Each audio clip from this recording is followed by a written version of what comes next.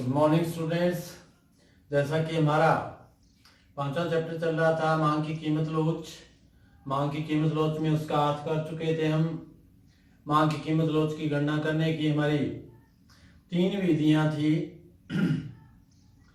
कुल व्यय विधि, प्रतिशत विधि और बिंदु विधि। कुल व्यय विधि हम कर चुके हैं, उसके न्यूमेरिकल्स कर चुके हैं। शायद आपको क्लियर हो गया होगा ये सारी बातें। आज का हमारा टॉपिक रहेगा आनुपातिक या प्रतिशत विधि। आनुपातिक या प्रतिशत विधि, जिसे अंग्रेजी में प्रोपोर्शनेट और परसेंटेज मेथड कहते हैं। ये क्या है? अनुपातिक या जैसा हमने कुल व्यय विधि में किया था, कुल व्यय विधि से गणना करते समय हम कीमत के साथ कुल व्यय के संदर्भ की बात किया करते थे। कुल व्यय से पता किया था हमने कि इकाई से अधिक लोचदार है, इकाई से कम लोचदार है, या मांग की लोच इकाई है। आज हम करेंगे अनुपातिक और प्रतिशत के द्वारा, यानी इस प्रणाली के अनुसार मांग की कीमत लोच का अनुमान लगाने के लिए मांग में होने वाले आनुपातिक परिवर्तन को कीमत में होने वाले आनुपातिक परिवर्तन से भाग कर दिया जाता है। इस प्रकार से गणना की जाती है, जैसा कि हमने पहले सूत्र में भी किया था, अगर आपको याद हो तो। या इसका फॉर्मूला अगर हम कहीं तो होगा इलास्टिसिटी ऑफ डिमांड, वस्तु की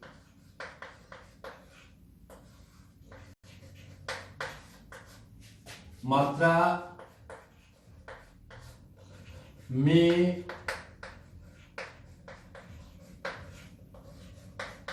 आनुपातिक परिवर्तन भाग में वस्तु की कीमत में आनुपातिक परिवर्तन। इससे अगर मैं भाग कर दूं कीमत के आनुपातिक परिवर्तन से मांग मात्रा के आनुपातिक परिवर्तन को, तो हमारा मांग की कीमत लोच निकल आएगी। ठीक है, मांग किसी वस्तु की मात्रा में आनुपातिक परिवर्तन को अगर वस्तु की कीमत में आनुपातिक परिवर्तन से भाग कर दूं तो वस्तु की मांग की कीमत लोच निकल आएगी। या एक सूत्र अगर आपको याद हो तो और भी था, कौन सा? मांग में शुरू में हमने किया था, चैप्टर जब शुरू किया, मांग में प्रतिशत परिवर्तन भाग में कीमत में प्रतिशत परिवर्तन, ये भी आपका सूत्र बनता है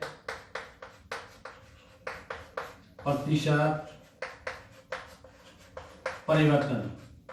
ठीक है, मांग की कीमत लोच इससे ज्ञात कर लीजिए, इससे ज्ञात कर लीजिए। एक आपकी किताबों में या हम गणना करते समय देखते हैं, एक सूत्र और भी देखते हैं। चलो पहले सूत्र पे ही चलते हैं सब कुछ। डेल क्यू बटे डेल पी गुणा पी बटे क्यू। और एक बात और बता दूं, इन सभी सूत्र के आगे ऋणात्मक चिन्ह लगा हुआ होता है। वो हम पहले कर चुके हैं क्लियर। ऋणात्मक चिन्ह क्यों लगाया जाता है? किसी वस्तु की कीमत और मांग में विपरीत संबंध होने के कारण उसे दर्शाने के लिए हम मांग की कीमत लोच के सूत्र के आगे गणना करते समय ऋणात्मक चिन्ह का प्रयोग करते हैं। ठीक है, अब ये तीन सूत्र बन गए बेटा। अब कई बार बच्चों से ये बातें आती हैं कि जैसे ही हम न्यूमेरिकल्स करते हैं सर, तब इन तीनों सूत्र में से कौन सा सूत्र प्रयोग करें? देखिए बेटा, एक बात मैं बता दूं आपको बड़े अच्छे से कि ये तीनों सूत्र अलग अलग नहीं है, तीनों एक ही है, सिर्फ शब्दों का हेर फेर है और कुछ नहीं है। अब आप कहोगे नहीं ये और ये तो अलग है जी। अभी हम सबसे पहले इन्हीं सूत्र फॉर्मूलाज को ही देखते हैं किस प्रकार से एक है। ठीक है, सबसे पहले लेते हैं हम इस सूत्र को, इस सूत्र की बात करते हैं। कहता है वस्तु की मात्रा में आनुपातिक परिवर्तन भाग में वस्तु की कीमत में आनुपातिक परिवर्तन। मात्रा इसका मतलब है क्वांटिटी, मांग, और कीमत का मतलब है प्राइस। अब एक बात देखिए, परिवर्तन है और मात्रा में परिवर्तन की अगर हम बात करें तो पहले मात्रा कितनी थी, बाद में कितनी है, इसका मतलब नई पुरानी का चक्कर है। अगर आपको याद आया हो तो डायग्राम एक बार दोबारा देख लेते हैं। मांग के ये देखिए, जैसे हमारे पहले ओपी कीमत थी और ओक्यू है, और जैसे कीमत गिरी और मांग बढ़ गई, यानी पी से P1 नाम दिया था हमने, और OQ से मात्रा बढ़कर OQ1 हो गई। इसका मतलब ये वाली पुराने वाली कीमत है, ये नए वाली कीमत है, सीधे शब्दों में अगर मैं बात कहूं तो। और अगर किताब की परिभाषा में कहूं तो ये प्रारंभिक कीमत है और ये नई कीमत है, चेंज हुआ है, कीमत में परिवर्तन हुआ है। इसी तरह हम क्वांटिटी की बात कर सकते हैं, ये प्रारंभिक मात्रा है, मांगी गई मात्रा है, जबकि ये मांग में इतना परिवर्तन हुआ है।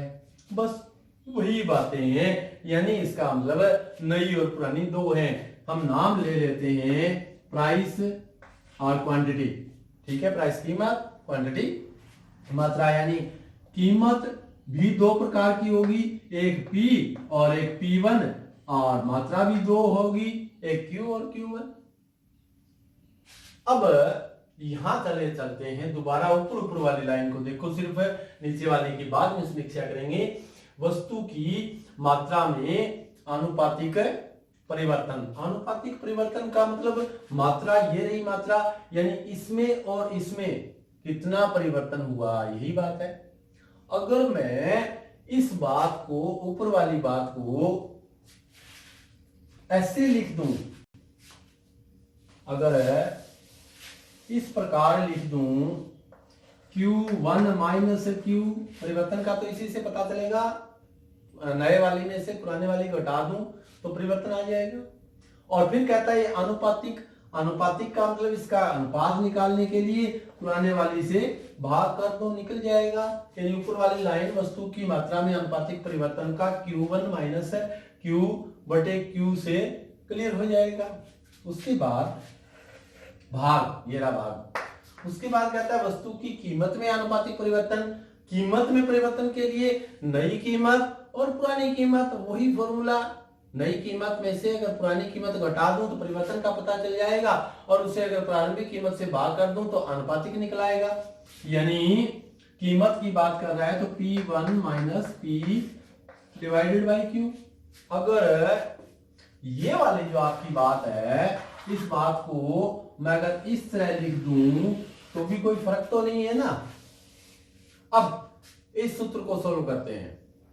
अब देखिए Q1 माइनस Q, एक अर्थशास्त्र में, मैथ में, इकोनॉमिक्स में डेल्टा शब्द का प्रयोग किया जाता है।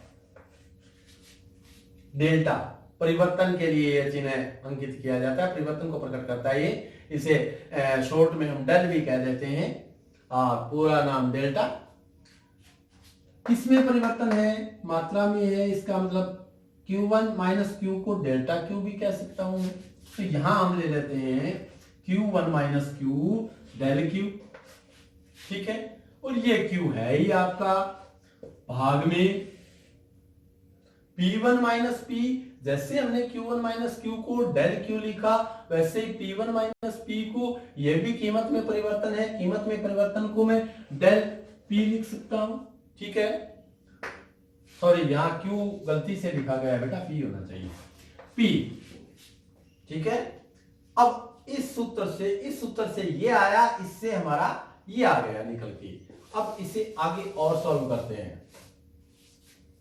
डेल क्यू, देखिए दोबारा इसको, डेल क्यू बटे क्यू भाग है ये, भाग डेल पी बटे पी। ठीक है, ये इतना निकल के आ गया। अब इसे कैलकुलेट करते समय हम एक काम और करते हैं। डेल क्यू बटे क्यू है ही हमारे पास, इस भाग को गुणा में चेंज जब हम करेंगे तो ये इंटरचेंज हो जाएगा, यानी उल्टा हो जाएगा। डेल पी बाई पी को पी बाई डेल पी हो जाएगा। ठीक है, ये सूत्र इतना निकल के आ गया हमारा, यहां ये वाला सूत्र यहां चला आया। अब इस सूत्र को अगर मैं डेल क्यू बटे डेल पी लिख दूं तो भी कोई फर्क नहीं है। पी बाई क्यू हमने स्थान चेंज किया और कुछ नहीं। और ये वाला और इस वाले सूत्र में फर्क क्या है? इसका मतलब ये वाला फॉर्मूला और ये वाला फॉर्मूला एक ही हुआ। ठीक है, अब इसकी बात करते हैं। मांग में प्रतिशत परिवर्तन। मांग में प्रतिशत परिवर्तन क्या है? यानी मांग का मतलब क्यू और प्रतिशत परिवर्तन का मतलब Q1 माइनस क्यू, और भाग में क्यू प्रारंभिक मात्रा, नई मात्रा माइनस प्रारंभिक मात्रा और भाग में प्रारंभिक मात्रा, और प्रतिशत लगाने के लिए गुणा में 100। प्रतिशत तो समझते हैं आप, अनुपात और प्रतिशत में फर्क होता है ना थोड़ा। इसके भाग में कीमत में प्रतिशत परिवर्तन, इसे अगर मैं कीमत में परिवर्तन कैसे निकलेगा? वही बात, नई कीमत माइनस पुरानी कीमत, यानी कीमत में कितना परिवर्तन हुआ और उसके घटा में प्रारंभिक कीमत और भाग में प्रारंभिक कीमत गुणा 100।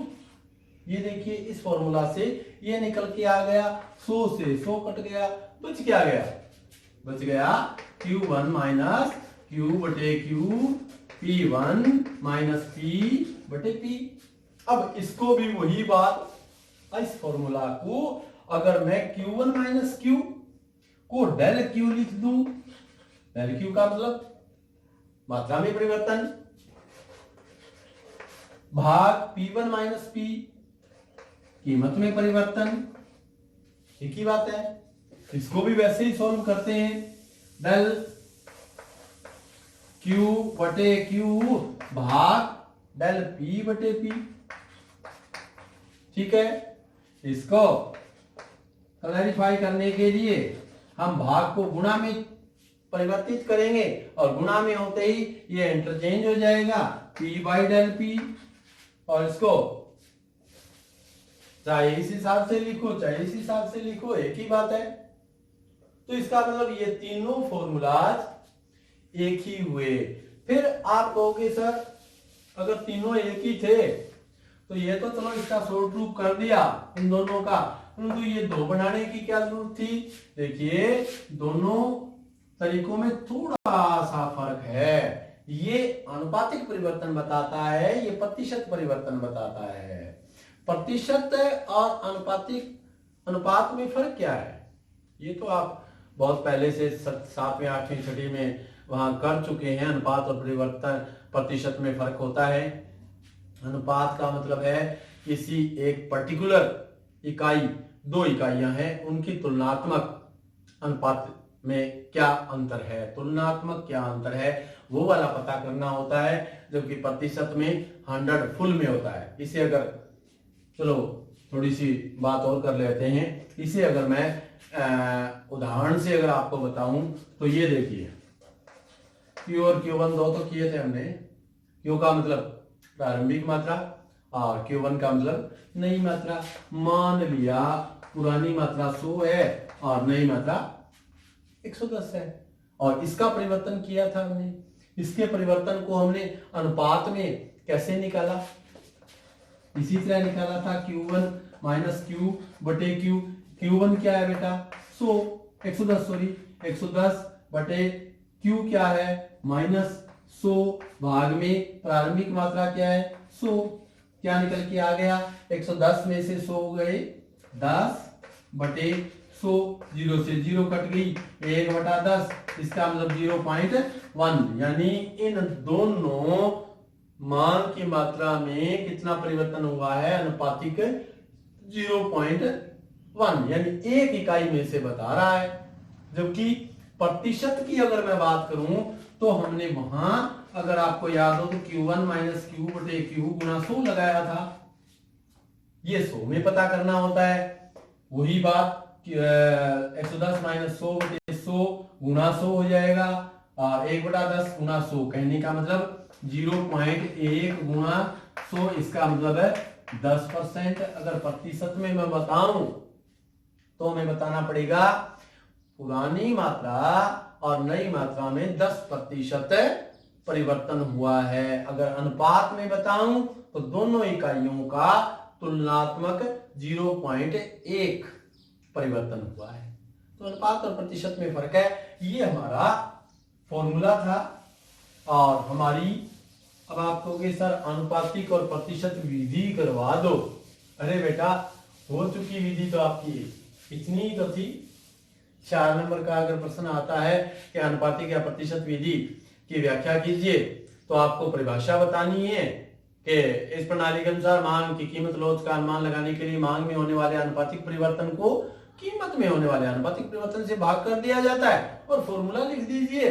आप उस फॉर्मूले को क्लैरिफाई कर दीजिए, यानी पहले वस्तु की मात्रा में अनुपातिक परिवर्तन, भाग में वस्तु की कीमत में अनुपातिक परिवर्तन, और उसे del Q by del P into P by Q करके दिखा दीजिए, आपका कंप्लीट हो जाएगा। अगर वो उदाहरण से ही कहता है तो एक उदाहरण दे दीजिए, ठीक है।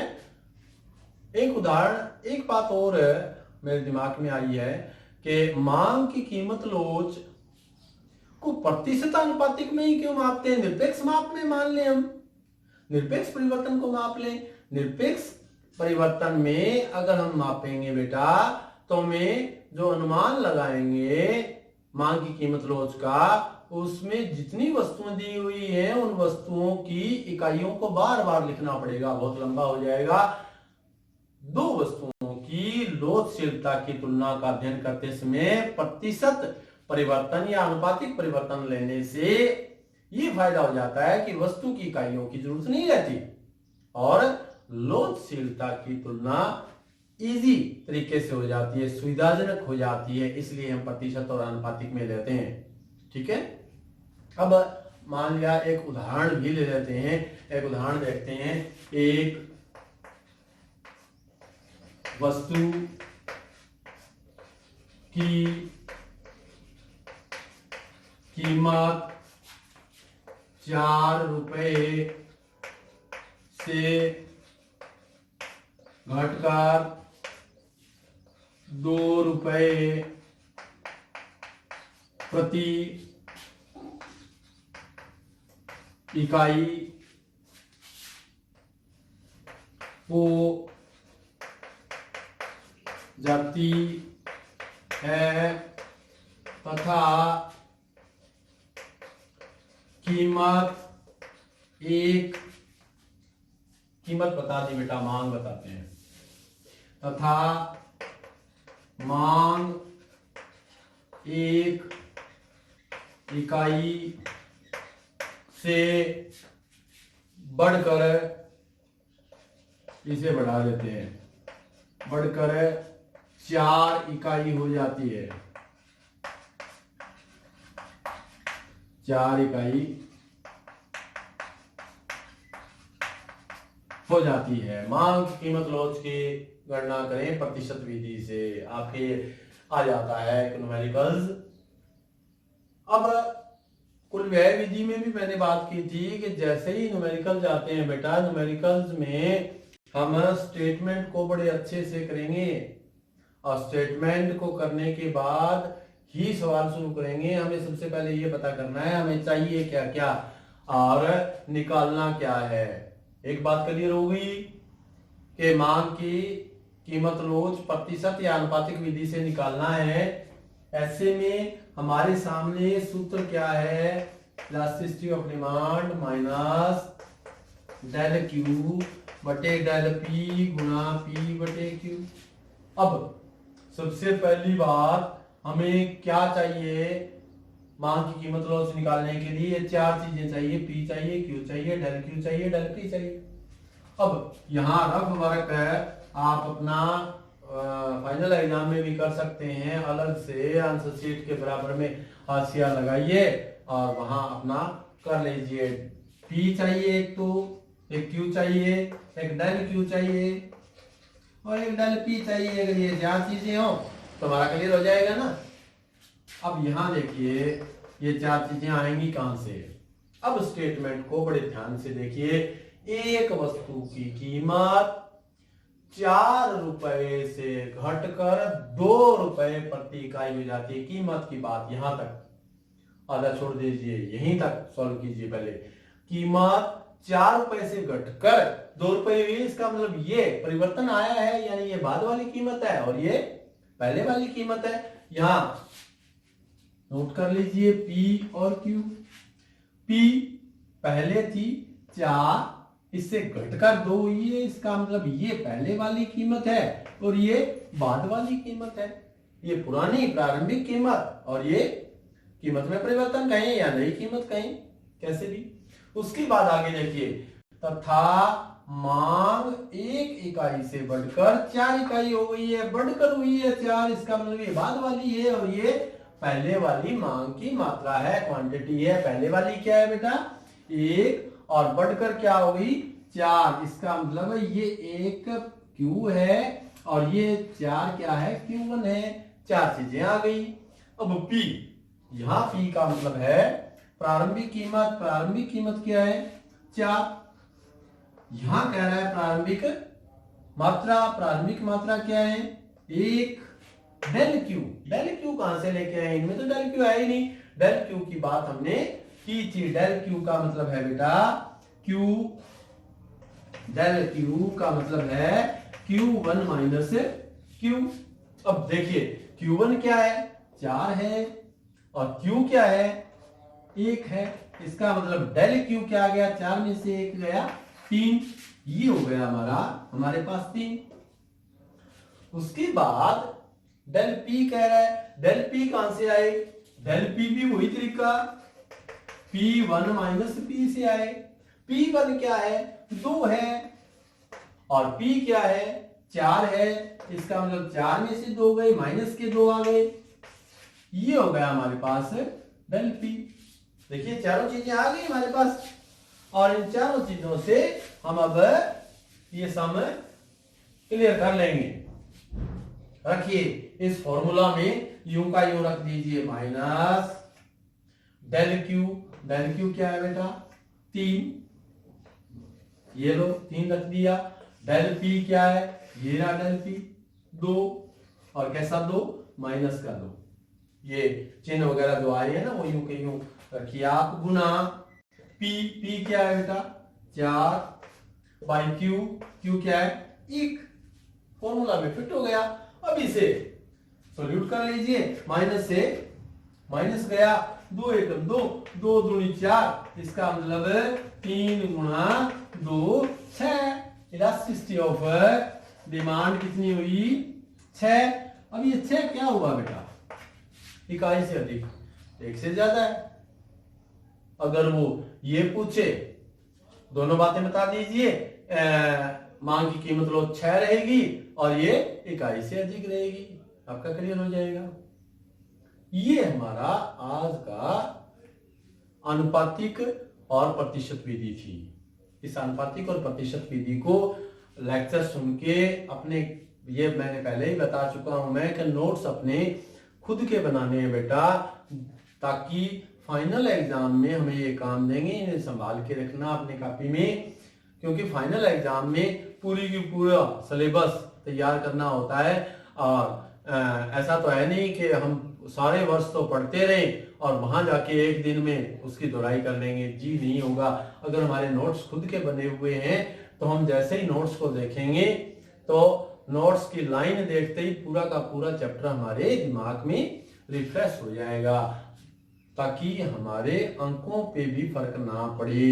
अकेला ज्ञान नहीं, हमें अंक भी चाहिए इस भौतिक युग में उन्नति करने के लिए। ठीक है, तो आप अपने नोट्स खुद बनाओगे, पूरी क्लियर करोगे। हाँ, इसके न्यूमेरिकल्स आपकी किताब में, अगर आपके पास एनसीईआरटी है तो उसमें दिए हुए हैं, अगर आपके पास टीआर जैन है तो उसमें दिए हुए हैं एग्जाम्पल, और अगर और कोई किसी राइटर की है तो उसमें भी एग्जाम्पल मिल जाएंगे। उन सारे एग्जाम्पल्स को करके देखिए, फॉर्मूला में ढाल के।